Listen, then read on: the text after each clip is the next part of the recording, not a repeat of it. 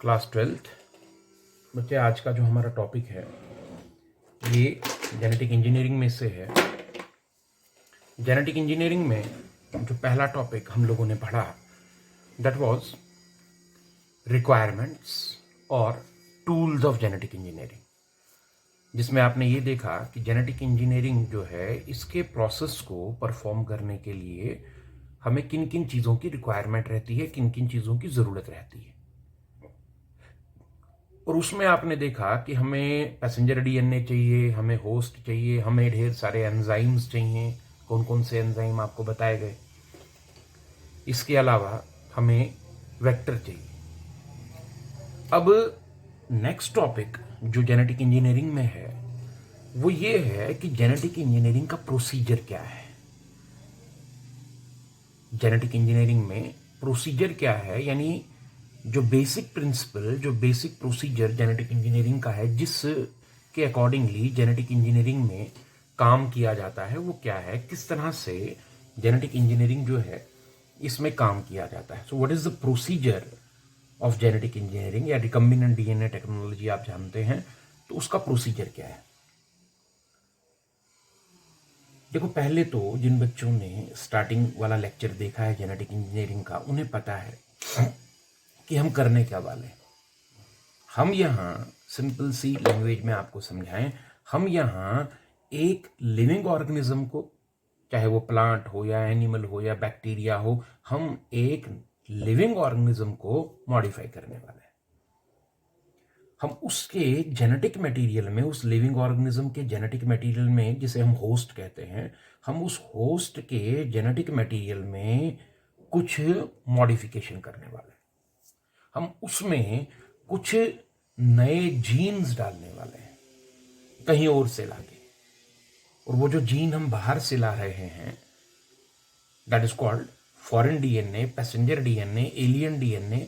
हम उस passenger DNA को अपने होस्ट के अंदर डालने वाले हैं ताकि हमारा होस्ट जो है उसको कुछ और नए जीन मिल जाएं, जिससे वो मॉडिफाई होकर जीएमओ बन जाए, जेनेटिकली मॉडिफाइड ऑर्गेनिज्म या ट्रांसजेनिक ऑर्गेनिज्म बन जाए। अब पैसेंजर डीएनए को होस्ट में डाल के होस्ट को मॉडिफाई करना, ये हमें जेनेटिक इंजीनियरिंग में करना है। हाँ, पैसेंजर डीएनए को होस्ट में डालने के लिए हम यहां पहले पैसेंजर डीएनए को एक चीज के साथ जोड़ते हैं। किसके साथ? वेक्टर के साथ। और पैसेंजर डीएनए और वेक्टर डीएनए को मिलाकर हम रिकम्बिनेंट डीएनए बनाएंगे, फिर रिकम्बिनेंट डीएनए को होस्ट में डालेंगे, क्योंकि वेक्टर बताया आपको पैसेंजर डीएनए के साथ होना जरूरी है, because vector he passenger DNA को होस्ट में गाइड करता है, एक्सप्रेस करवाता है, और उसको काम करने में, एक्सप्रेस होने में मदद करता है। ये सारा कुछ आपको ऑलरेडी लेक्चर्स में बता दिया गया है। अब यहां हम लोग इसको स्टेप वाइज जो है प्रोसीजर को डिस्कस करने वाले हैं। तो सबसे पहला स्टेप जो होगा जेनेटिक इंजीनियरिंग के प्रोसीजर में, वो क्या होगा? दैट विल बी एक्सट्रैक्शन, मतलब हासिल करना, ऑफ पीडीएनए। पीडीएनए क्या होता है? पैसेंजर डीएनए, जिसे हम फॉरेन डीएनए भी कहते हैं, या जिसे हम लोग एलियन डीएनए भी कहते हैं, या जिसे हम जीन ऑफ इंटरेस्ट भी कहते हैं। तो gene of interest, alien DNA, foreign DNA, passenger DNA को सबसे पहले हासिल करना है। और इस डीएनए को, ये कौन सा डीएनए है? ये बेसिकली वो डीएनए है जो उन कैरेक्टर्स को कंट्रोल करता है, या उस कैरेक्टर को कंट्रोल करता है जो हम चाहते हैं कि हमारे होस्ट को मिल जाए। समझ में आ रही है ना? पैसेंजर डीएनए वो डीएनए है जो उस कैरेक्टर को कंट्रोल करता है, जो कैरेक्टर हम चाहते हैं कि हमारे होस्ट में आ जाए। जैसे इंसुलिन के केस में आपको बताया था कि हम चाहते थे एक ऐसा बैक्टीरिया बनाएं जिससे इंसुलिन मिले, तो इंसुलिन बनाने वाला जीन हमें कहीं से हासिल करना है। तो वो इंसुलिन बनाने वाला जीन जो है ना, वो उस केस में पैसेंजर डीएनए होगा। तो सबसे पहले ये पैसेंजर डीएनए हमें हासिल करना है, और जिससे हम ये हासिल करेंगे उसे क्या कहा जाएगा? डोनर। अब आप किसी इंसान के सेल में से सेल को तोड़ के उसमें से ये जीन निकालोगे, डीएनए निकालोगे, तो इंसान डोनर है। आप किसी प्लांट के सेल में से उस प्लांट के सेल को तोड़ के उसमें से जीन निकालोगे तो उस केस में वो प्लांट आपका डोनर है। किसी बैक्टीरियल सेल में से डीएनए निकालोगे तो वो बैक्टीरियल सेल आपका डीएनए है। तो पैसेंजर डीएनए डीएनए का वो टुकड़ा है जो उस कैरेक्टर को कंट्रोल करता है जो आप होस्ट को देना चाहते हैं। और पैसेंजर डीएनए जिससे आप हासिल करेंगे वो आपका डोनर है। तो सबसे पहला पॉइंट है एक्सट्रैक्शन ऑफ पैसेंजर डीएनए। अब इसमें क्या करना है? बड़ा आसान सा प्रोसीजर है। जिन्होंने डीएनए फिंगरप्रिंटिंग ऑलरेडी पढ़ा है उनको इसके बारे में पहले से ही पता है, क्योंकि वैसा ही प्रोसीजर है। सबसे पहले वो जो डोनर सेल होगा उसे लिया जाएगा। अब वो जो डोनर सेल है सिंपल है, उसको तोड़ के उसका डीएनए निकालना है। लेकिन कैसे निकाला जाएगा? सबसे पहला काम ये करना है कि देखना है कि वो डोनर सेल क्या है। क्या वो कोई एनिमल सेल है, या बैक्टीरियल सेल है, या फंगल सेल है, या प्लांट सेल है? देखो, हमें उन सेलों को क्रश करना है, तोड़ना है। ऑलरेडी पढ़ा चुके हैं आपको। अब क्रश करने के लिए जरूरी है कि अगर कहीं डोनर सेल्स के ऊपर सेल वॉल हो तो उस सेल वॉल को डिसॉल्व करना पड़ेगा। जिन बच्चों ने रिक्वायरमेंट समझी ना अच्छे से पिछला टॉपिक, उनका तो आसान सा है, उन्हें तो पता है कि डोनर सेल को क्रश करना है। लेकिन अगर कहीं डोनर सेल के ऊपर सेल वॉल हुई, जैसे प्लांट सेल अगर है, प्लांट सेल अगर डोनर है तो उसके ऊपर सेलुलोज की सेल वॉल है, तो उसे सेलुलेज से ट्रीट करना पड़ेगा ताकि सेल वॉल डिसॉल्व हो जाए। अगर वो कोई बैक्टीरियल सेल है तो उसे लाइसोजाइम से ट्रीट करना पड़ेगा ताकि उसकी सेल वॉल डिसॉल्व हो जाए। अगर वो कोई फंगल सेल है तो उसे काइटिनेज से ट्रीट करना पड़ेगा ताकि उसकी सेल वॉल डिसॉल्व हो जाए। और अगर वो कोई एनिमल सेल है तो फिर उसे किसी भी एंजाइम से ट्रीट करने की जरूरत नहीं है, उसे डायरेक्टली क्रश किया जाता है। तो पहला पॉइंट ये है कि डोनर सेल को लेके उसे क्रश किया जाए, तोड़ा जाए। और अगर कहीं उसके ऊपर सेल वॉल है तो पहले उसे लिटिक एंजाइम से, प्लांट सेल को सेलुलेज से, बैक्टीरियल सेल को लाइसोजाइम से, फंगल सेल को काइटिनेज से, ये पिछले टॉपिक में पढ़ा था, उन्हें क्रश किया जाए। और अगर एनिमल सेल है तो डायरेक्टली क्रश किया जाए। और क्रश करके उनका वो जो सॉल्यूशन तैयार होगा, एक टेस्ट ट्यूब जैसी होगी। इस टेस्ट ट्यूब में ऐसे हम लोग उन डोनर सेल्स को क्रश करेंगे। बट याद ये रखना है कि एनिमल सेल को डायरेक्टली क्रश करना है। प्लांट सेल, बैक्टीरियल सेल और फंगल सेल हैं तो पहले सेलुलेस या काइटिनेस या लाइसोजाइम, लिटिक एंजाइम्स जो है ना, उनको उनसे ट्रीट करना है।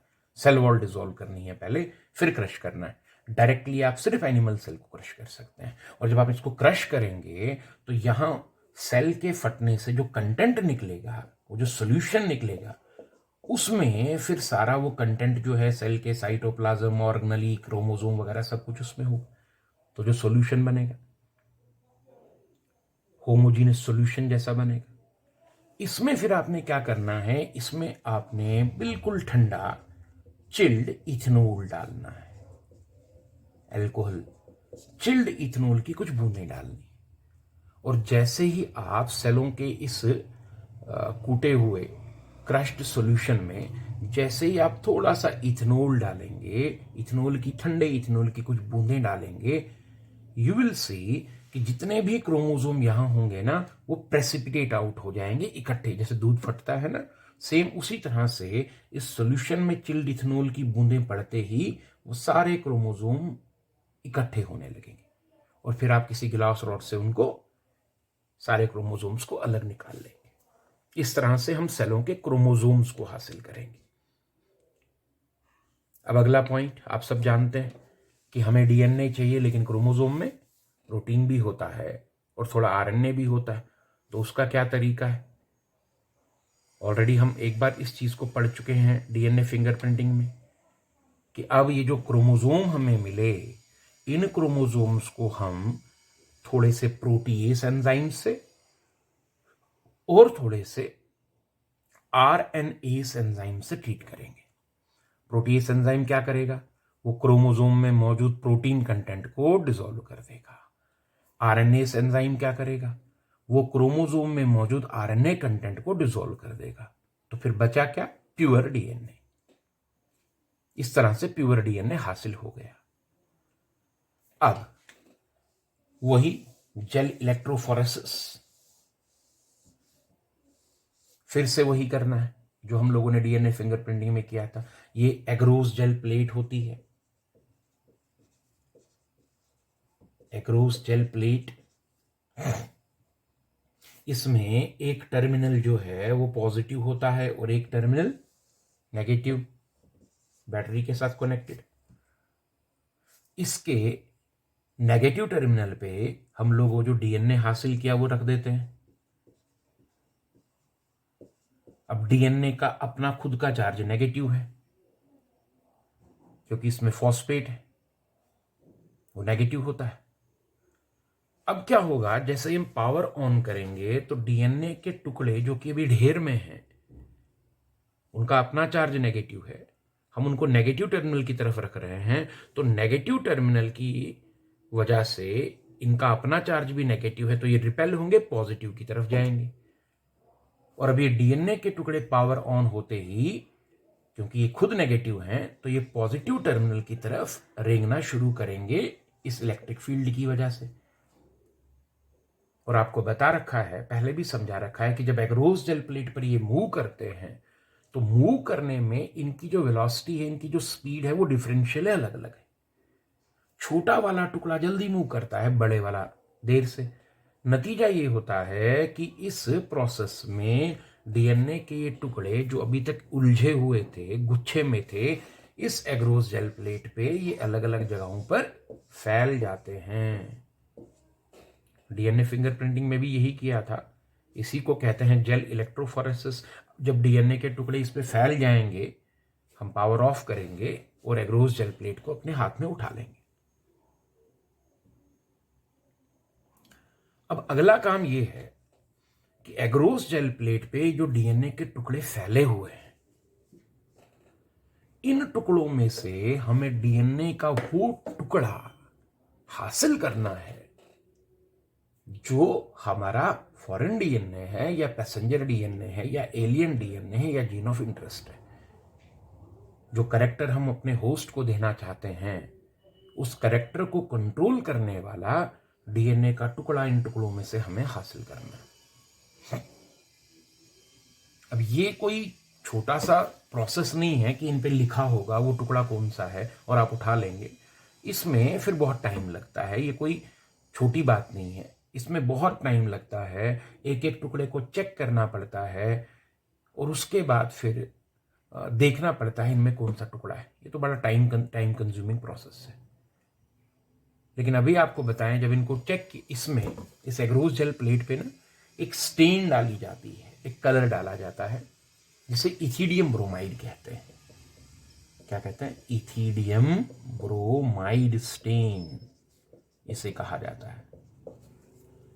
और जब आप एग्रोस जेल प्लेट पे इथिडियम ब्रोमाइड स्टेन फैला देंगे और उसके बाद उस एग्रोस जेल प्लेट को लेके जब आप एक ऐसे रूम में जाएंगे जहां अल्ट्रावायलेट लाइट हो, यूवी लाइट हो, यू विल सी कि इथिडियम ब्रोमाइड स्टेन की वजह से ये जो डीएनए फ्रेगमेंट्स होंगे ना, वो चमक जाएंगे और आप उन्हें अपनी आंखों से देख पाएंगे। और फिर इन टुकड़ों को इथिडियम ब्रोमाइड स्टेन लगा के यूवी रेज में जाना है, यूवी रेज की लाइट में जाना है और वहां आपको अपना जो रिक्वायर्ड फ्रेगमेंट होगा उसे काट के अलग करना है। इस प्रोसेस को इल्यूशन कहते हैं। एग्रोस जेल प्लेट में से पैसेंजर डीएनए के टुकड़े को काट के अलग करना इल्यूशन कहलाता है। और ये तभी पॉसिबल होगा जब आप इथिडियम ब्रोमाइड इस के ऊपर छिड़क के फिर यूवी लाइट में इसको देखेंगे। ऑब्जेक्टिव में ये बड़ा कॉमन पॉइंट पूछा जाता है कि स्टेन का नाम बताओ जिस स्टेन को लगाकर हम लोग डीएनए फ्रेगमेंट्स को फिर यूवी लाइट में देख सकते हैं। That is ethidium bromide stain. Elution के बारे में भी पूछा जाता है कि इल्यूशन क्या है, तो अपना डिजायर्ड डीएनए फ्रेगमेंट या पैसेंजर डीएनए जो है उसे एगरोस जेल प्लेट में से हासिल करना इल्यूशन कहलाता है। इस तरह से हम अपना पैसेंजर डीएनए जो है वो हासिल कर पाएंगे। ये जेनेटिक इंजीनियरिंग में सबसे पहला प्रोसेस होता है। इसमें अब कुछ महीने लग सकते हैं, साल लग सकते हैं, क्योंकि हर टुकड़े को जो है वो चेक करना पड़ता है कि कौन सा टुकड़ा किस चीज़ का है और हमारा डिजायर्ड टुकड़ा कौन सा है, हमारा पैसेंजर डीएनए कौन सा है। मेन टाइम तो इसी में लगना है कि एक बार डिजायर्ड फ्रेगमेंट मिल जाएगा, एक बार पैसेंजर डीएनए मिल जाएगा, उसके बाद तो प्रोसेस फिर छोटा रह जाता है। मेन तो यही काम, तो यही जेनेटिक इंजीनियरिंग का वो प्रोसेस है, पहला स्टेप है जो टाइम कंज्यूमिंग है, जिसमें रिसर्च की जरूरत है, जिसमें अपना डीएनए जो है, पैसेंजर डीएनए जो है वो हासिल किया जाता है। तो क्या किया, सबसे पहले सेलों को क्रश करके उनका सॉल्यूशन तैयार किया, डोनर सेलों को क्रश करके उनका सॉल्यूशन तैयार किया। अगर सेल वॉल वाले डोनर सेल हैं तो पहले लिटिक एंजाइम से ट्रीट करके उनकी सेल वॉल को डिसॉल्व करके फिर क्रश किया। एनिमल सेल है तो डायरेक्टली क्रश किया। उस सॉल्यूशन में चिल्ड इथेनॉल की बूंदें डाल के क्रोमोसोम्स को प्रेसिपिटेट आउट किया। क्रोमोसोम्स को प्रोटीएस और आरएनएस एंजाइम से ट्रीट किया ताकि उनका प्रोटीन और आरएनए खत्म हो जाए, प्योर डीएनए बच जाए। प्योर डीएनए के टुकड़ों को एगरोस जेल प्लेट पे रख के जेल इलेक्ट्रोफोरेसिस जो है उस प्रोसेस से एक दूसरे से अलग किया और एगरोस जेल प्लेट जो है उस पे इथिडियम ब्रोमाइड छिड़क के फिर यूवी लाइट में जाके अपने डिजायर्ड फ्रेगमेंट को काट के अलग किया, जिसको इल्यूशन कहते हैं। और इस तरह से आपके हाथ आपका पैसेंजर डीएनए जो है वो लग गया। अब अगला स्टेप जो होता है वो ये होता है, स्टेप नंबर 2। 1-2 दिन में अब ये चैप्टर खत्म हो जाएगा। स्टेप नंबर 2 ये है कि हम वो जो एगरोस जेल प्लेट में से काट के हमने डीएनए फ्रेगमेंट या पैसेंजर डीएनए या फॉरेन डीएनए हासिल किया है ना, से for example this is our passenger DNA, जो हमने रिसर्च कर करके टुकड़ों को चेक कर करके टेस्ट कर करके हमने अब हासिल कर लिया। ये मान लीजिए डीएनए का वो टुकड़ा है, पैसेंजर डीएनए। तो स्टेप नंबर 2 में क्या होगा, हम अपने इस पैसेंजर डीएनए को जोड़ेंगे किसके साथ, वेक्टर डीएनए के साथ। ये हमारा वेक्टर डीएनए। अब सब जानते हैं कि कॉमनली यूज्ड वेक्टर जो होता है वो प्लाज्मिड होता है। ये हमारा वी डीएनए है, यानी वेक्टर डीएनए।